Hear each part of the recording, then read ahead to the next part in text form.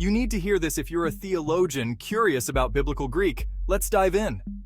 In the New Testament, the Greek word often translated as lust is epithumia.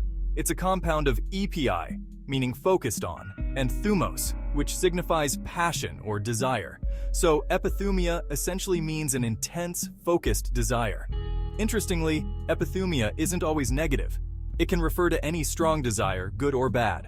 For example, in Luke 22:15, Jesus uses epithumia to express his fervent desire to eat the Passover with his disciples.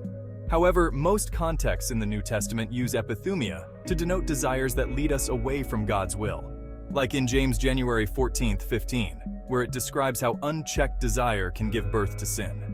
Next time you encounter the word lust in your studies, remember its rich Greek heritage and nuanced meaning. Words carry weight, and understanding them can deepen our theological insights. Thanks for watching. If you enjoyed this deep dive, hit that like button and subscribe for more enlightening content. See you next time.